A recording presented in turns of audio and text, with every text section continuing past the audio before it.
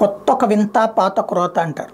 మనకి హైదరాబాద్లో శంషాబాద్ ఎయిర్పోర్ట్కి వేసేటటువంటి అతిపెద్ద వంతెన చూసినప్పుడు ఎక్కడ మన అక్కడ ఉన్నటువంటి మెహదీపట్నం దగ్గర నుంచి ఏకంగా శంషాబాద్కి వెళ్ళిపోయేటటువంటి ఫ్లైఓవర్ వామ్మో అనుకున్నాం. ఇప్పుడు అట్లాంటి ఫ్లైఓవర్లు దాన్ని దాటి వందల కొద్ది వస్తున్నాయి. అట్లాంటిదే వాణిజ్య రాజధాని ముంబైలో నిర్మించిన దేశంలో అత్యంత పొడవైన సముద్రపు వంతెన ముంబై ట్రాన్స్ హార్బర్ లింక్ని ప్రధాని మోడీ శుక్రవారం ప్రారంభించారు. ముంబైలోని సేవరి నుంచి రాయగఢ్ జిల్లా నవాళేవామ అని కలుపుతూ దీన్ని సిద్ధం చేశారు. మాజీ ప్రధాని వాజ్పేయి గౌరవార్థం ఎంటీహెచ్ఎల్కి అటల్ సేతుగా నామకరణం చేశారు. 21,200 కోట్ల వ్యయంతో 6 లైన్లుగా ఈ వంతెన నిర్మించారు.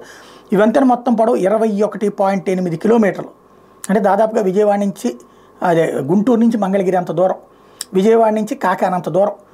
ఈ వంతెన మొత్తం పొడవు 21.8 కిలోమీటర్లు. ఈ వంతెన అరేబియా సముద్రం మీద 16 కిలోమీటర్లు ఉంటుంది. భూకంపాలను సైతం తట్టుకునేలా దీని నిర్మాణంలో అధునాతన సాంకేతికతను ఉపయోగించారు. ఈ సందర్భంగా నిర్వహించిన బహిరంగ సభలో మోడీ మాట్లాడుతూ నేటి యువతరం 21వ శతాబ్దపు అదృష్టతరమని, దేశాన్ని ఉన్నత శిఖరాలకు చేర్చడంలో వాళ్ళ పాత్ర ఎంతో కీలకమైందని మోడీ చెప్పుకొచ్చారు. దేశంలో నెలకొన్న వంశపారంపర్య రాజకీయాలకు స్వస్తి పలకాలంటే వాళ్ళంతా ఎన్నికల ప్రక్రియలో చురుగ్గా పాల్గొనాలని సూచించారు. వీళ్ళని త్వరగా ఓటు హక్కు నమోదు చేసుకోవాలని యువతకు విజ్ఞప్తి కూడా చేశారు.